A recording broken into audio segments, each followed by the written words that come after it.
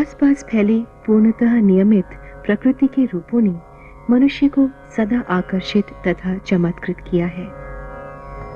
दूर दूर तक फैले आकाश में झिलमिलाते तारों को मनुष्य जिस पल देखता है, उसकी सोच, उसकी दृष्टि उसको रोजमर्रा की जटिल क्रियाओं से दूर ले जाती है।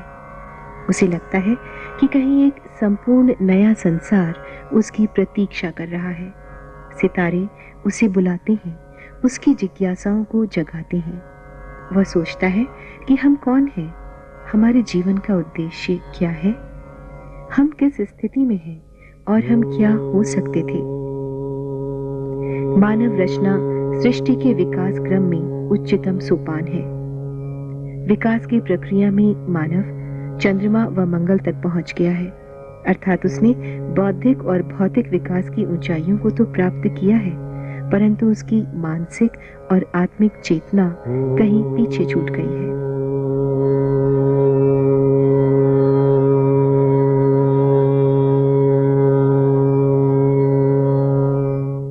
नई सहस्त्राब्दी के इस मोड़ पर एक ऐसे विश्व की परिकल्पना है जहां युद्ध न हो, रंग भेद न हो वर्ग भेद के अस्वाभाविक बंटवारे, बल्कि एक ऐसा संपूर्ण नया संसार हो जो हमारी सनातन आत्मिक और आध्यात्मिक अवधारणाओं के अनुरूप सामूहिक चेतना और प्रेम की ओर बढ़े। इसी दृष्टि, इसी विजन को साकार करने के उद्देश्य से परम पूज्य श्री माता जी निर्मला देवी ने ईश्वरीय शक्ति प्राइमोर्डियल एनर्जी कुंडलिनी को जागृत करके सामूहिक रूप से हजारों की संख्या में मानव को आत्म साक्षात्कार देकर ब्रह्मांडीय ऊर्जा से सीधे संपर्क की अनुभूति दी।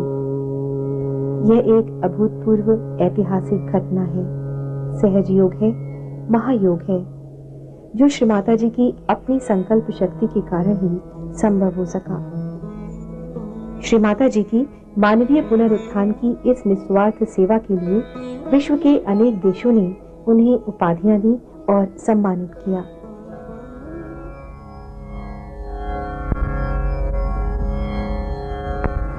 श्री माता जी एक ऐसा सार्वभौम व्यक्तित्व है जो प्रेम, सुहृदयता, आनंद, कांति, आधिपत्य, गरिमा, कोमलता, अश्रु, चिंता, मातृत्व, संकोचशीलता, विजय उल्लास, हंसी और सामान्य विनोदशीलता की गहन भावनाओं को प्रतिबिंबित करती हैं। श्री माता जी निर्मला देवी का जन्म 21 मार्च 1923 को मध्य भारत स्थित छिंदवाड़ा नामक स्थान पर हुआ। उनके पिता प्रसाद राव साल्वे विख्यात स्वतंत्रता सेनानी थे और केंद्रीय विधानसभा के सदस्य रहे थे।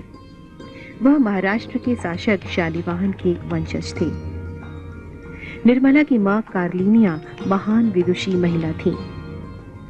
सर्वप्रिय निर्मला का बचपन खुशियों से परिपूर्ण था। उन्हें पशु पक्षियों और धरती मां से विशेष प्रेम था। पृथ्वी मां के स्पर्श का अनुभव करने के लिए वह जूते हाथ में लेकर नंगे पांव ही स्कूल जाया करती थी।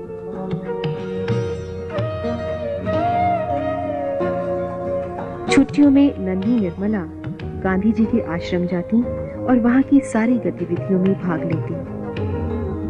उनके आधे भारतीय और आधे मंगोलियन नए लक्ष्यों के कारण महात्मा उन्हें नेपाली कहकर पुकारते थे।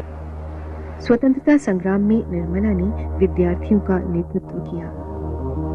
वह स्वयं प्रायः जेल भी जाती रहीं। एक बार तो अंग्रेज शासकों ने कष्ट देने के लिए उन्हें बर्फ पर लिटा दिया था।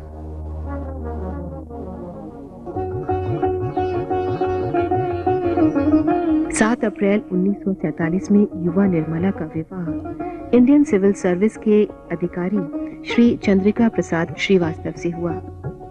श्रीमती निर्मला देवी ने आदर्श पारिवारिक संबंध बनाए रखने को जीवन में सबसे अधिक महत्व दिया।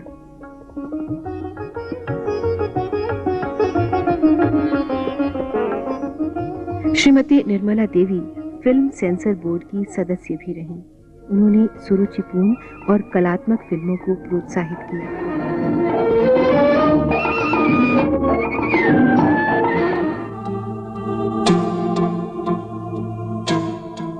1960-70 का दशक ऐसा समय था जब पश्चिम में नए युग की युवा पीढ़ी ने झूठी स्वतंत्रता का दामन थाम लिया था। हिप्पी के रूप में वह कुछ खोज रहे थे।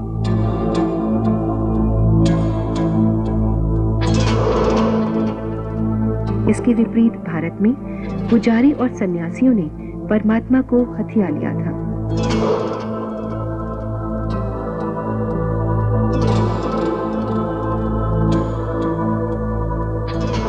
श्री माताजी विचार मग्न थीं कि किस प्रकार गहन अंधकार के वातावरण में आधुनिक साधकों को सामूहिक रूप से आत्म साक्षात्कार देकर सत्य की अभिव्यक्ति की जाए।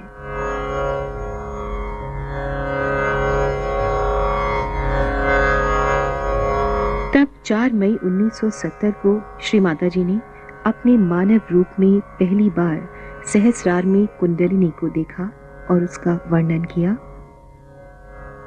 हमारे अंदर स्थित आदिशक्ति परम चैतन्य रूपी कुंडलिनी की किरणों की एक मूसलाधार वर्षा मेरे सिर से निकलकर चारों ओर फैलने लगी।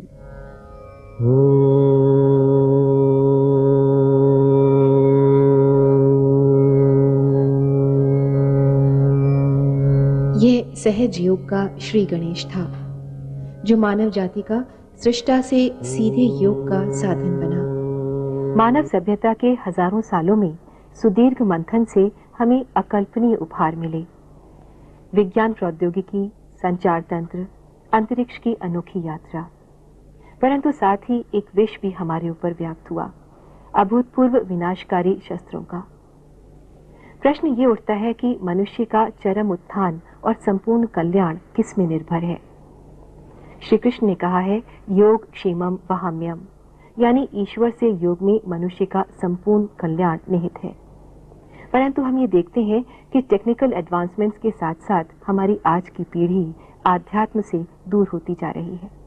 हाँ, ये बात तो सही है कि आध्यात्म के प्रति रुचि कम हो सकती है जब आप टेक्नोलॉजी में पहुंच जाते हैं। और जिस देश में टेक्नोलॉजी बहुत ज्यादा बढ़ गई है, मैं देखती हूँ वहीं बहुत ज्यादा लोग आध्यात्म की ओर दौड़ रहे हैं, क्योंकि उससे आनंद नहीं आता, उससे शांति नहीं आती, उससे समाधान नहीं आता। और हमारे सहयोग में जो लोग आए हुए हैं वो ज्यादातर उन देशों के हैं, अपने देश के तो हैं ही, पर उन देशों के हैं बड़े गहरे हैं कि जिन्होंने टेक्नोलॉजी की चरम सीमा लांघ ली। और वो कहते इसमें रखा क्या है, कोई चीज नहीं खास। और उनकी जो रुझान है, उनकी जो खोज है, वो बड़ी गहन और बहुत ही सरल है। हमारे यहाँ सब गुरुओं ने बताया है कि अंदर की चीज खोजो, अंदर को पाए, वगैरह होता नहीं। पर जो लोग ये कहते भी हैं, गाते भी हैं, कुछ करते नहीं। पर ये लोग जिनको कुछ मालूम ही नहीं इस मामले, आध्यात्म बारे में मालूम ही नहीं, वो सोचते हैं कि ट्रुथ कहाँ है, उसको खोजना चाहिए। और उनकी बड़ी जबरदस्त खोज है, और वो खोज इतनी गहरी है। रशिया जैसा देश, आप सोचिए कि जहाँ मुझे बिल्कुल उम्मीद नहीं थी कि आध्यात्म चलेगा, इतने आध्यात्मिक लोग, बढ़िया, क्योंकि उनके ऊपर बड़े जुल्म हुए। उस जुल्म में वो अंदर ही अंदर बढ़ते रहे। उनको भगवान कुछ मालूम नहीं, उनको अध्यात्म शब्द मालूम नहीं, कुछ नहीं, पर अंदर ही अंदर बड़े गहरे हुए और अध्यात्म पाकर कहाँ से कहाँ पहुंच गए। तो वो ज्यादा अधिकारी हो गए। तो अब ये नहीं मैं कह सकती कि वहाँ की औरतों को बहुत ज्यादा फ्रीडम थी या किस वजह से, पर सर्व संघर्ष से यही एक उत्पन्न हुआ है कि उनके अंदर खोज, बहुत आंतरिक खोज है, और उसको प्राप्त करने के लिए वो कुछ भी कर सकते हैं। और जब वो मिल जाता तो ऐसे गहरे उतरते हैं, क्योंकि अंदर गहराई। अपने देश में तो आध्यात्म पे ही बात की जाती कि इसके सिवा और कुछ नहीं है। सब कहते इसको खोजो, मतलब सब गुरुओं ने यही बात करी। हम लोग गुरुओं को जब वो रहे तो सताया होगा, पर जब अब वो चले गए हैं तब उनको मानते हैं, कि बातें पढ़ते हैं, सब कुछ जानते हैं, पर हम करने को तैयार नहीं। आज अगुरु और कुगुरुओं के बढ़ते प्रभाव में लोग अपनी धन दौलत के साथ साथ अपनी नैतिकता भी विसर्जित करते जा रहे हैं। साथ ही आध्यात्म ज्ञान को आज एक बहुत ही अट्रैक्टिव पैटर्न पर एक वस्तु के रूप में विश्व में बेचने का प्रयास काफी विस्तृत रूप से किया जा रहा है। जिसके कारण जनसाधारण भ्रमित और पथभ्रष्ट हो जाते हैं। ऐसी विषम परिस्थिति में सहज योग द्वारा मानव जीवन में संपूर्ण बदलाव, टोटल ट्रांसफॉर्मेशन लाना कैसे संभव है? विदेश में इसलिए जाती हूँ कि वहाँ के लोगों को खोज है और इस खोज में ही वो लोग डूबे हुए हैं। इतने लोग खोज रहे हैं और वहाँ इस पर बहुत कुछ लिखा भी गया है। हमारे जो किताबें हैं उनको भी लोगों ने भाषांतरित कर लिया, ट्रांसलेट करके उसको पढ़ते हैं। आश्चर्य की बात है वो इतना संस्कृत भी पढ़ते हैं, इतना कुछ मालूम है उन लोगों को। फिर यहाँ से कुछ गलत किस्म के गुरु पहुँच गए वहाँ, उन्होंने उनको पढ़ाना शुरू कर दिया तो उनको वो चीज़ मिली नहीं, पैसे से बहुत ले लिए। उसके बाद जब हम पहुँचे तो वो हैरान हो गए कि ये तो अनुभूति देती हैं और इनमें पैसे में वगैरह कोई इंटरेस्ट नहीं। उससे ये लोग बड़े ही हमसे नज़दीक आ गए, क्योंकि छल कपट करके जो ये लोग करते हैं बातें और इस तरह से लोगों को बेवकूफ़ बनाते हैं अध्यात्म में, वो कितने दिन तक चल सकते हैं। लेकिन हमारे साथ जो एक बार जुट गए सो जुट गए। अब 30 साल से ये कार्य हम कर रहे हैं और ये लोग बहुत ही गहरे चले गए, इस खोज में बहुत गहरे चले गए। दूसरे ये कि इनको इनके घर से, समाज से प्यार का आभास भी नहीं, तो मुझे देख कर के उनको वो प्यार मिलने लग गया। उस प्यार से और वो प्लावित हो गए और एकदम बदल गए, इतने बदल गए कि अब आप सोचिए जर्मनी के लोग हैं, इतने प्यारे हो गए हैं, इतने स्वीट हो गए हैं और इतने दिल खोल करके बात अपनी करते हैं। और उनको बड़ी लज्जा आती है कि हमारे देश में ये सब ऐसे गलत चीज़ें हैं। न जाने कितने देशों में हम कार्य कर रहे हैं, पर ये सहयोगी बताते हैं कि 86 नेशंस में हो रहा है ये कार्य। तो अब हम तो इतने देशों में गए नहीं। होता क्या है कि एक आदमी पार हो गया, वो सीख गया, 1 साल में वो एक्सपर्ट हो जाता है, फिर वो कहीं गया, फिर वो औरों को करता है। इस तरह से चीज़ बहुत बढ़ रही है और इतनी बढ़ गई है कि समझ में नहीं आता कि हम कैसे इन देशों में सब में जा सकते हैं। पर वो लोग आते हैं जहाँ भी हमारे प्रोग्राम होते हैं, तो ऐसे देशों में से जैसे कि बेनिन है, एक देश है उसका नाम है आइवरी कोस्ट, जहाँ के बिल्कुल बेचारे सारे मुसलमान हो गए थे। और इसलिए मैंने पूछा तुम लोग मुसलमान क्यों गए, क्योंकि क्या हमने फ्रेंच लोगों के देखा कि इनमें बिल्कुल नैतिकता नहीं, इसलिए मुसलमान हो गए।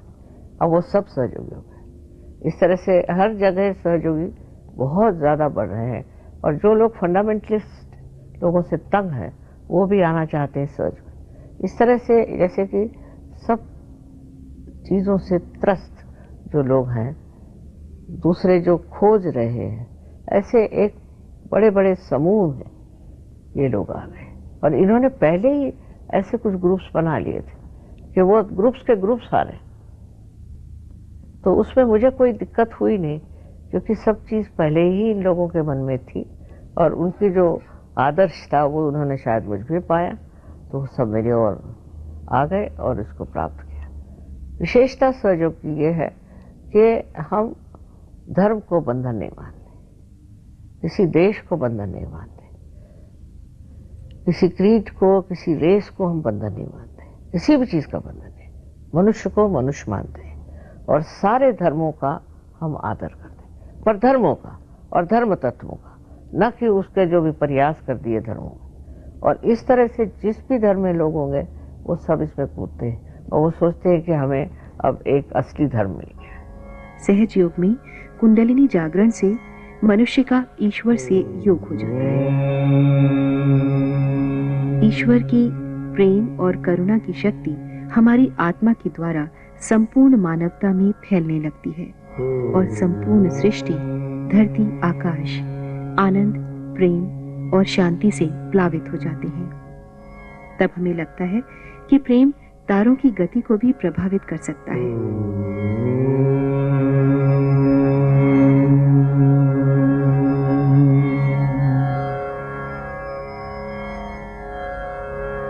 सामान्य धारणा के अनुसार योग या सहज योग अभी तक व्यष्टि यानी इंडिविजुअल के विशेष प्रयास जैसे कठिन तप तक ही सीमित था। आज आपके दिव्य मार्गदर्शन में यह कार्य समष्टि यानी सामूहिकता में हो रहा है। विश्व व्यापक स्तर पर जन साधारण तक यह कैसे कार्यान्वित हो सका है? आज तक सब बड़े बड़े अवतरण हो गए, साधु संत हो गए, सब हो गए, उन्होंने अध्यात्म की बात की, पर वो अनुभूति नहीं दे पाए थे। बगैर अनुभूति के जब मनुष्य किसी चीज को प्राप्त करता है तो उसमें उसको विश्वास नहीं होता।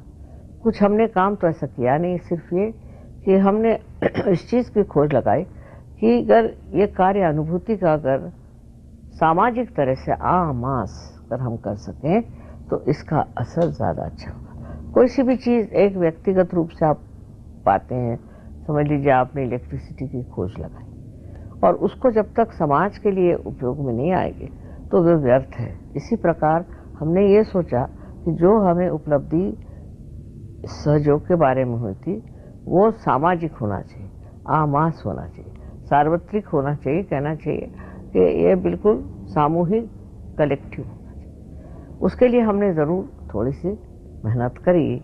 हमने मनुष्य की जो है अलग अलग गतिविधियां देखी और उसके चक्रों पर ध्यान दिया और देखा कि क्या बात है, क्यों नहीं हो सकता। उसके बाद वो जब हमने जान लिया कि इसके अंदर क्या क्या अड़चन है, मानव में कौन सी अड़चन है, जब वो हमने समझ लिया तो उसको किस तरह से पार करना चाहिए ये भी हमने प्रयत्न किया उसका।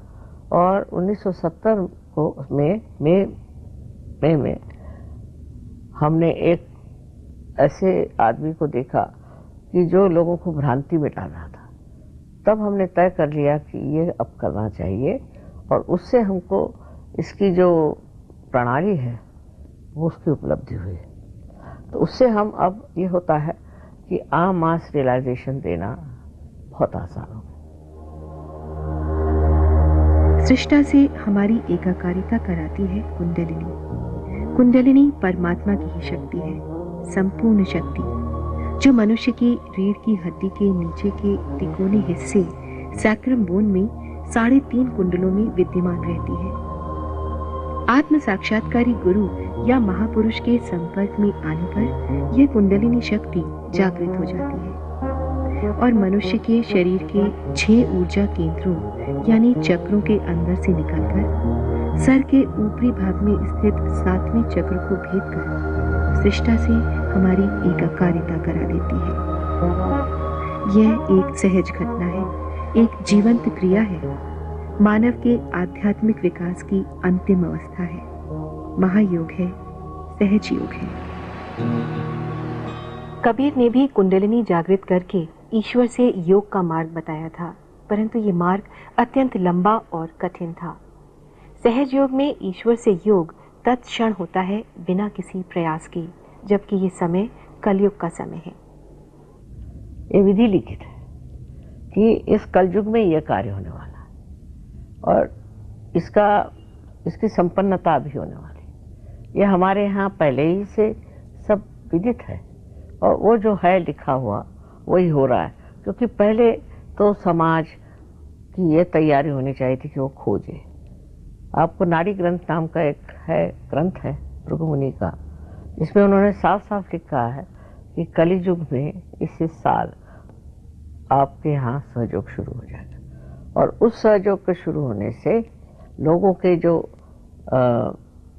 भ्रमिष्ट बातें हैं या जो गलत रास्ते पे चले गए हैं, जो कलयुग के चक्कर में आ गए, वो सब बच जाएंगे और उनकी कुंडलिनी जागृत हो जाएगी। यहाँ तक उसमें लिखा है कि अस्पतालों की कोई ज़रूरत नहीं रह जाए, बहुत कुछ बातें उसमें लिखी हुई। तो ये तो विधि है, ये समय आना पड़ता है और ये समय आया है। कलियुग में यही खास बात है कि भ्रांति इसमें मनुष्य में आती है और उस भ्रांति के ही वजह से वो खोजता है। जब अंधेरे में पूरी तरह से भ्रांत हो जाता है तो खोजता है और ये समय है, इस समय में ही ये होने वाला है। स्पाइनल कॉर्ड में स्थित ईश्वरीय शक्ति के 6 ऊर्जा केंद्र या चक्र मनुष्य के संपूर्ण स्नायु मंडल से संबंधित हैं। इन 6 ऊर्जा केंद्रों का नियंत्रण हमारे मस्तिष्क में स्थित 6 ऊर्जा केंद्र या चक्रों द्वारा होता है। इसलिए ध्यान की प्रक्रिया द्वारा जब कुंडलिनी ऊपर उठती है तो मस्तिष्क के शीर्ष भाग, जिसको मेडिकल साइंस में लिम्बिक एरिया कहते हैं, और योग में ब्रह्मरंध्र को भेदती है और उसके परे स्थित सर्वव्याप्त शक्ति के संपर्क में आती है। जब योगी गहरे ध्यान में होते हैं तो मस्तिष्क में स्थित थीटा 2 वेव्स में वृद्धि हो जाती है। ये वृद्धि लिम्बिक एरिया की सक्रियता के कारण होती है। इसके अलावा मस्तिष्क के अलग अलग केंद्रों में स्थित विभिन्न मस्तिष्क तरंगों की क्रिया में भी वृद्धि और परिवर्तन देखा गया है। कुंडलिनी की जागृति का असर मनुष्य के स्वास्थ्य पर पड़ता है। इसका वैज्ञानिक महत्व क्या है? क्या कुंडलिनी की जागृति से साइकोसोमैटिक और कैंसर जैसे विषम और असाध्य रोगों से मुक्ति पाना संभव है? सहयोग से बहुतों की बीमारियां ठीक हो जाती हैं, क्योंकि ये जो चक्र है हमारे अंदर, इसी से हमारा शारीरिक, मानसिक, बौद्धिक और आध्यात्मिक संबंध है। जब हमारी कुंडलिनी जागृत हो जाती है तो इन चक्रों को वो प्लावित करती, नरिश करती, उसके कारण उन चक्रों पे जो बीमारियां वो ठीक हो जाती। और उसके अलावा ऐसी बीमारियां कि जिनको हम सोचते हैं ठीक नहीं हो सकती, जैसे कैंसर है, सहयोग में लोगों का कैंसर ठीक हो गया, ब्लड कैंसर ठीक हो गया, बहुत कुछ हो गया, यहाँ तक कि एड्स भी ठीक हो गया। पर एड्स के जो मरीज हैं वो अपने को बड़े अहंकारी हैं। वो सोचते हैं कि हमने बड़ा भारी पराक्रम किया हुआ है, हम मार्टियर हैं, और उनको तो समझ आना मुश्किल है। हमने 5 आदमी ठीक किए फिर छोड़ दिए। और एक है अल्जाइमर के लोग। ये लोग जो बहुत ज़्यादा जीवन में बहुत दूसरों पे हावी रहते हैं, कंट्रोल करते रहते हैं, उनको कभी कभी हो जाता है। और वो मरने के से पहले ही उनके एक साइड ब्रेन की मर जाती शायद, और दूसरी जो साइड है वो चलती है, जो बड़ी एग्रेसिव, बहुत ज़्यादा आतताई और बहुत ज़्यादा कहना चाहिए वायलेंट है। इसलिए कभी कभी वो एकदम हो जाते हैं लेफ्ट साइडेड, हम उनको कहते हैं, जिनमें कि बिल्कुल कैबेज की जैसे। और फिर जब वो जागरूक होते हैं तो उनकी राइट साइड चल पड़ती, तो वो गालियाँ बकते हैं, ऐसा करते हैं। एक ये बीमारी ऐसी कि जिसको हमने हाथ नहीं लगाया, पर जैसे ड्रग्स आपके ठीक हो जाते हैं। हम तो किसी से कुछ कहते नहीं क्या करना है क्या नहीं करना, अपने आप ही हो जाता है। कुंडलिनी खुद ही जागरूक होकर के ठीक कर देती है। और इस प्रकार आत्मशक्ति हमारे मस्तिष्क और नर्वस सिस्टम के माध्यम से स्वतः कार्यान्वित होने लगती है और संपूर्ण शरीर और मन दोनों ही रोग मुक्त हो जाते हैं। भ्रांति और अंधेरे से घिरे हुए इस युग में सहज योग किस प्रकार सामाजिक बुराइयों को दूर कर सकता है? वो मनुष्य की कमजोरियों को दूर करके उन्हें भावनात्मक, बौद्धिक और आध्यात्मिक ऊंचाइयों तक पहुंचाने में किस प्रकार योगदान देता है? अनुभूति होते ही मनुष्य समझने लग जाता है। अनुभूति किस चीज से होती है? कि आपके आत्मा का प्रकाश आपके हृदय में आ गया। आपके हृदय में आत्मा का प्रकाश आने से उस प्रकाश में आप देखते हैं कि कौन सी चीज हमारे लिए दुर्गति लाएगी और कौन सी चीज हमारे लिए सदगति लाएगी। जैसे कि आप यहाँ भी प्रकाश है, आप सब देख सकते हैं। अंधेरा होगा तो समझ नहीं पाते, तो उस प्रकाश में मनुष्य स्वयं ही बदलता है। मैं किसी से कुछ कहती नहीं, ऐसा मैं कहती ही नहीं कि तुम ये छोड़ो करो। आपको आश्चर्य होगा कि हमारे सहयोग में कोई ड्रग नहीं लेता, कोई शराब नहीं पीता, कोई गलत काम नहीं करता। 99% कहना चाहिए कोई गलत काम नहीं। इतनी शादियां होती हैं, सब बहुत सुंदर सुचारू रूप से चलती हैं, प्यारे प्यारे बच्चे होते हैं, सब एकदम से। जो एक वर्णन है कि ऐसा साम्राज्य आने वाला है, वो वाकई में परमात्मा का साम्राज्य है, और उसमें कोई भी तरह की कड़वाहट या तकलीफ नहीं होती। एक तरह मनुष्य बड़ा ही सामूहिक हो जाता है, जैसे कि एक बूंद सागर में गिर जाए, जो कबीर ने कहा हुआ, सागर में गिर जाए वही एकाकारिता आ जाती है। ये तो होने का ही है, हमारा उत्क्रांति का, इवोल्यूशन का चरम स्थान है, ये हमें प्राप्त होना। इसीलिए हमारे आज तक जो कुछ भी हमारी प्रगति हुई है, जो गुरु लोगों ने, जो हमारे अवतरणों ने, जो हमारे प्रेषितों ने और इन लोगों ने जो काम किया है, उसको फलद्रूप होना है। तो ये समय आ गया।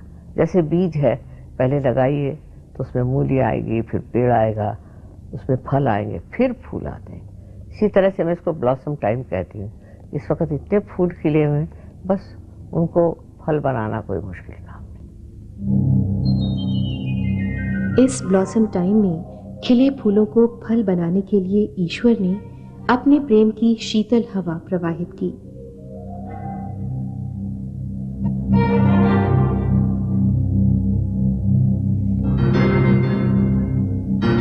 कुंडलिनी जब जागृत होकर ऊपर उठती है तो व्यक्ति अपने सिर के तालु भाग में, अपने हाथों की उंगलियों के टिप्स पर और उसके ऊपरी भाग में सहज ही ठंडी ठंडी शांत शीतल चैतन्य लहरियों के बहाव का अनुभव करने लगता है।